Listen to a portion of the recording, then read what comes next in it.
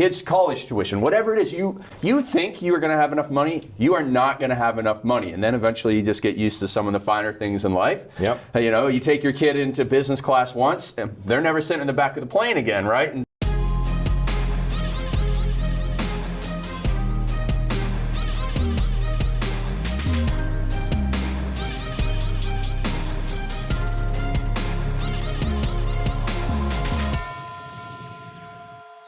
Ladies and gentlemen, can you smell what The Rock is cooking?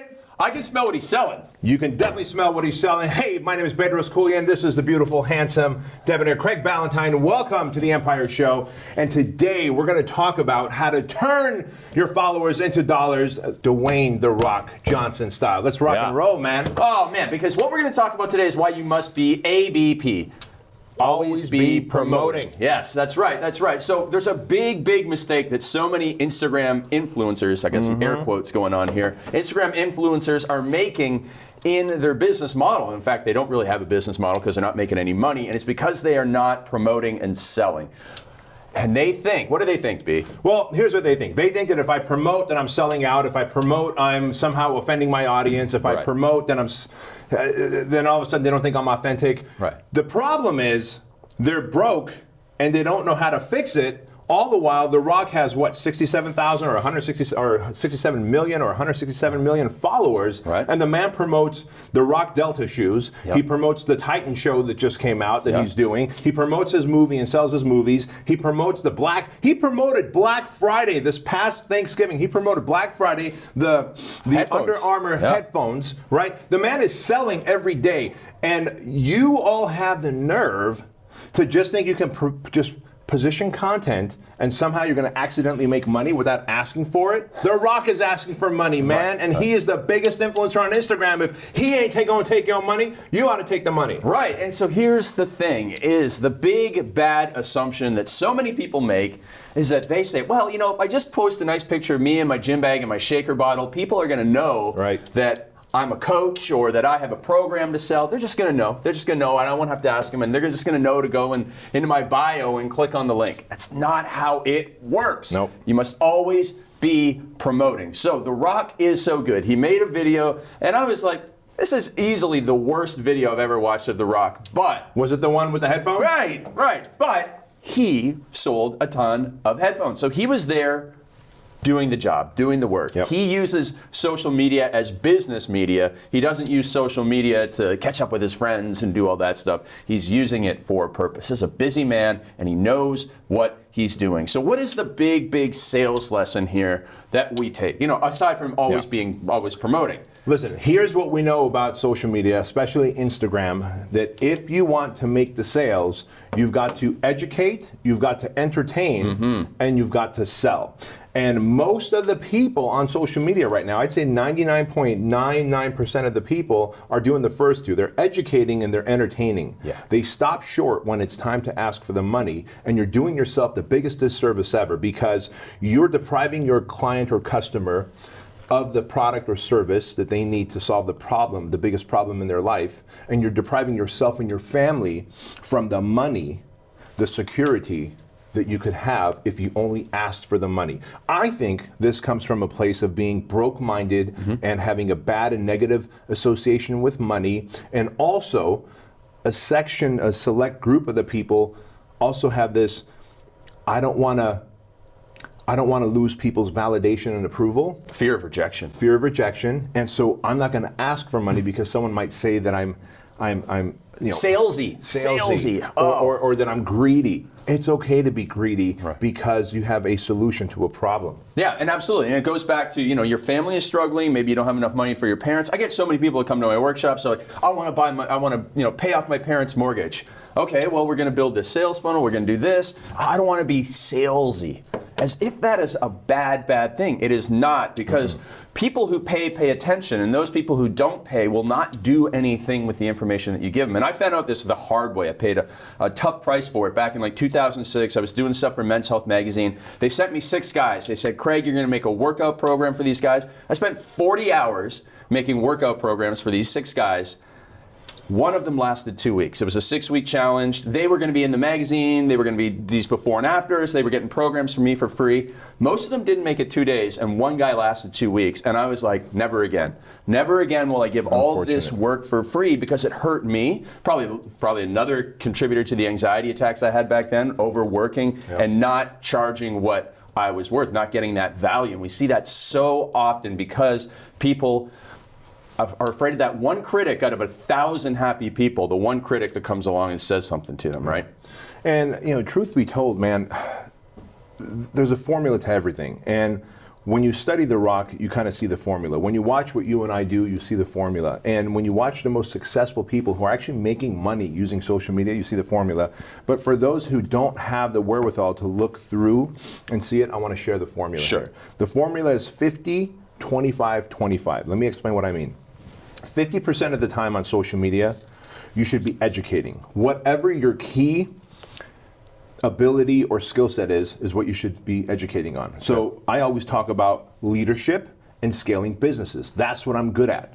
Leading and building leaders and scaling businesses. So 50% of the time I talk about that. The other 25% of the time I talk about things that are entertaining. I might show Cookie, my dog, or a wacky adventure trip that I did, or just go on a rant about something that'll make the people laugh, like my car videos where I'm like listening to music and rocking out, right? So there's educate 50% of the time, there's entertain 25% of the time, and then the other 25% of the time, actively sell your product or services without being apologetic, period. And if you do that, you will turn your followers, unless they're fake and bot, into dollars. Yeah, absolutely. And so this whole conversation came up because, you know, we were talking about The Rock, and then you were saying how most people, they look at other celebrities out there who aren't selling.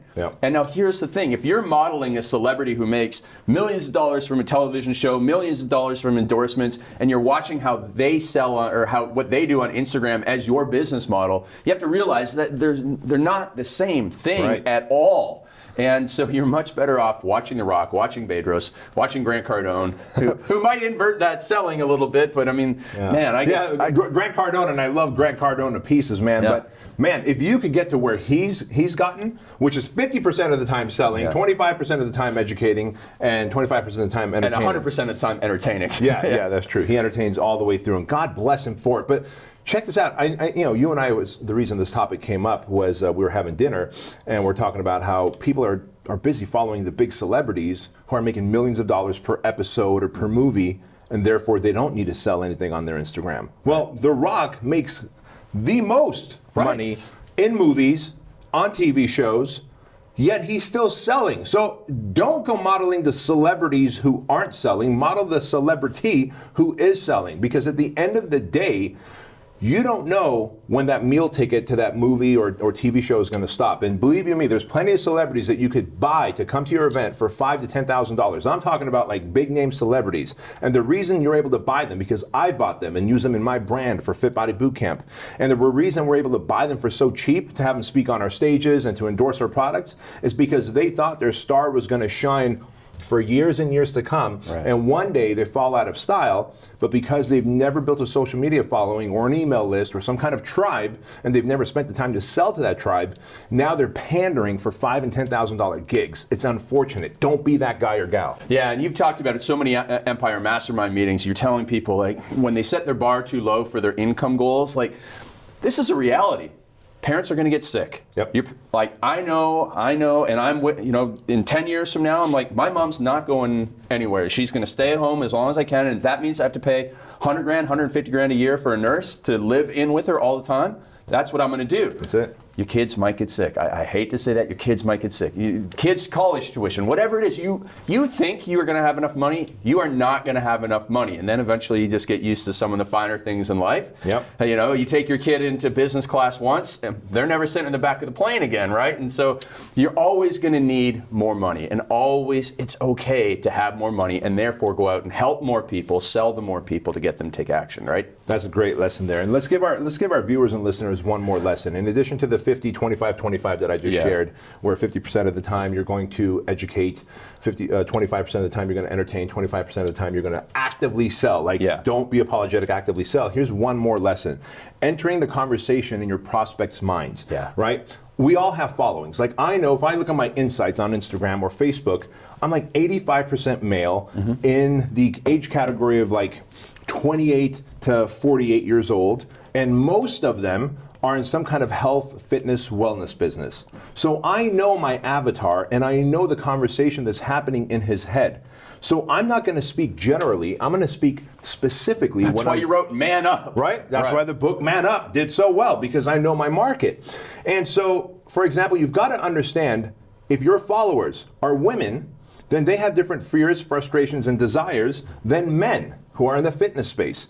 And so take the time to ask your audience. Do a survey on social media, Instagram, Facebook, YouTube. I get so much feedback from YouTube.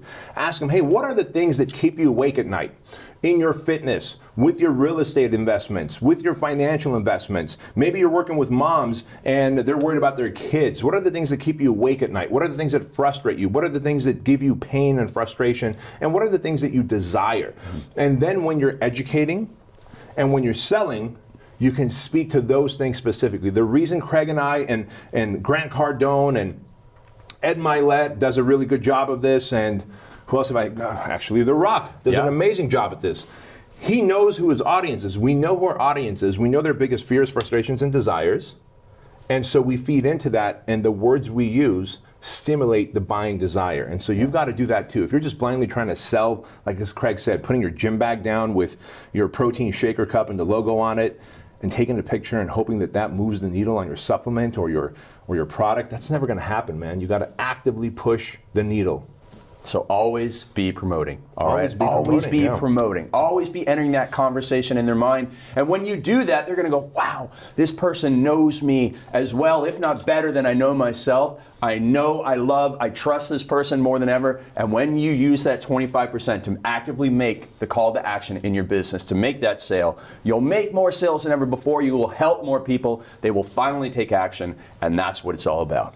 And by the way, since we're obviously doing this and we're using The Rock, Dwayne The Rock Johnson, as an example, because he does an incredible job not only entertaining us on using social media, not only educating us, because he does a lot of great educational ones too, you know, where he just talks about being the hardest worker in the room. And look, there's going to be bad days you don't want to get out of bed, but you get out of bed and you do what you need to do anyway, because that's your duty and your obligation. The man sells. But if y'all will do me a favor, when you're listening to this podcast, when you're watching this podcast, take a screenshot. If you share it on your story or your timeline, tag myself and Craig, and also tag The Rock. I definitely want to give a lot of love and appreciation to The Rock, because he's done a great job by leading by example and giving us an opportunity to talk about and dissect how he uses social media to make an impact, to increase his influence, and to increase his income. And there's nothing wrong with that, because I have no doubt that he uses his income for good to help causes and charities that he believes in. And I know that you and I benefit from it as well. Sure, absolutely. All right, folks, so thanks for watching this episode of The Empire Show. This is Craig and Bedros signing off. Peace. Hey, thanks so much for being here for today's Empire Podcast Show. We would love for you to do a quick little favor for us. Just go to iTunes and give us a 5-star rating, leave a comment, share it with your friends. And if you're interested in growing your business faster, go to bedroskeuilian.com/empire, fill out the application to see if you're a good fit for our Empire Mastermind group.